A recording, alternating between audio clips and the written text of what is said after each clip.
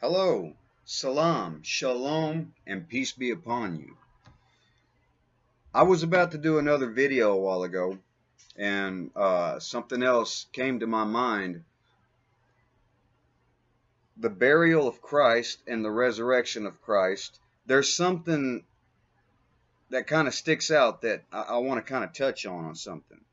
And this is for comfort for all you who are awaiting our brother's return, our brother Jesus, Yeshua, the Messiah. In Jewish custom, which we know Jesus was Jewish, he was born to a Jewish mother. In the Jewish custom, when the master would sit at his table while he was eating supper, okay, lay this scenario out. When the master was done eating, he would get up from the table, wad up his napkin, and throw it on the table, symbolizing to his servant, I'm done. Now, when the master of the house would stand up and fold his napkin,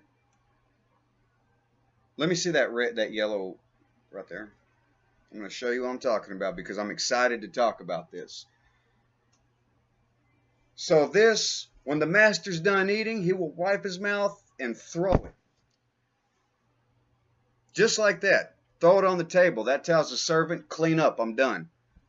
Now, when the master of the house folds his napkin up and sets it on the table and gets up to leave, that tells the servant, don't touch anything because I'm coming back to this table. Now, our brother there. Let's go ahead. Let's John chapter 20, starting in verse 1 actually. This is on the resurrection of Christ. It says, the first day of the week cometh Mary Magdalene early, when it was yet dark, unto the sepulchre, and seeth the stone taken away from the sepulchre. Then she runneth and cometh to Simon Peter, and to the other disciples whom Jesus loved, and saith unto them, they have taken away the Lord out of the sepulchre, or you can even call it the tomb. Let's replace that word with tomb, because that is kind of a hard word to pronounce. So anyway, Peter therefore, they have taken away the Lord out of the tomb, and we know not where they have laid him. Verse 3, Peter therefore went forth, and that other disciple, the disciple whom Jesus loved, and came to the tomb. So they ran both of them together, and the other disciple did outrun Peter, and came first to the tomb. And he stooping down and looking in, saw the linen clothes lying,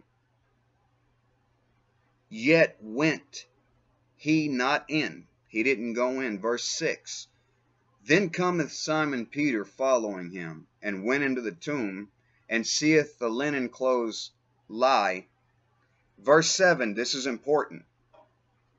And the napkin that was about his head, the napkin that they laid on his face, that was about his head, not lying with the linen clothes, but folded together in a place by itself. Symbolizing, in the Jewish custom, he's saying, don't touch anything. I'll be right back. And if you think back to the book of Acts, chapter 1, 9 through 11, you know what? Let's go there real quick.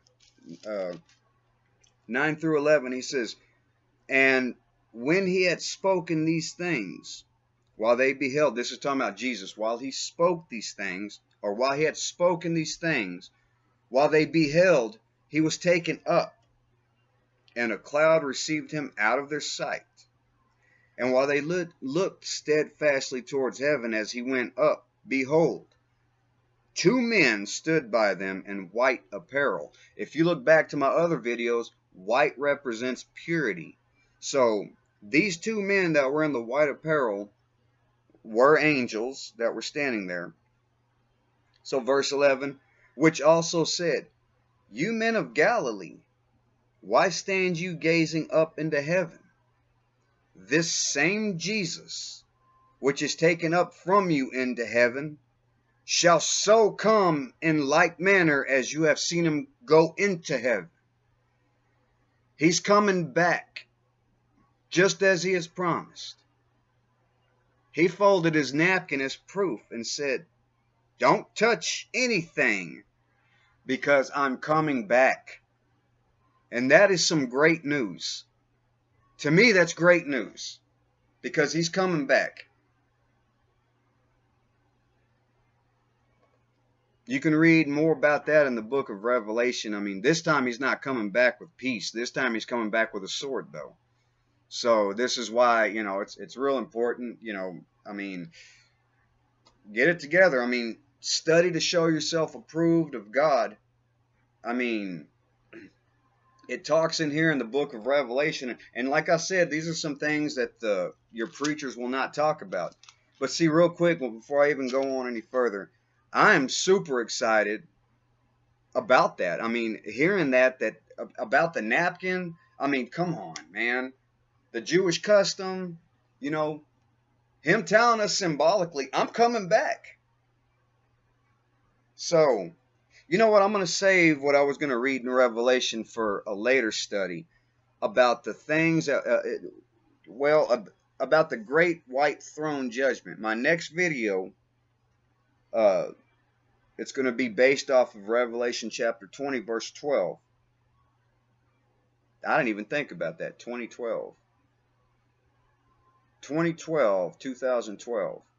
Anyways, he says this. He says, and I saw the dead, small and great, stand before God, and the books were opened, and another book was opened, which is the book of life. And the dead were judged out of those things which were written in the books, plural, according to their works. One book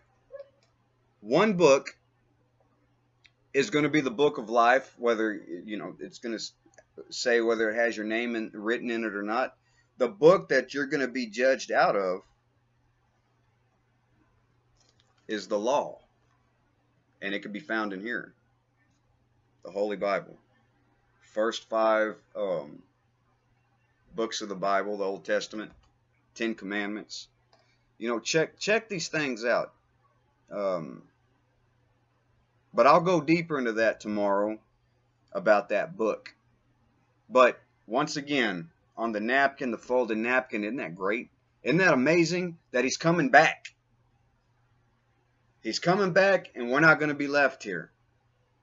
Well, the ones who believe in him are not going to be left here. The ones who have done the will of God will not be left here. Now the ones, well, I don't have to go there. The ones who are going to be left behind is kind of evident. Those people are all over the world. But hit like, subscribe, share my videos with your friends. Make these videos go viral. Share them on your Facebook, on your Twitter. Share them. And until then, salam, shalom, and peace be upon you.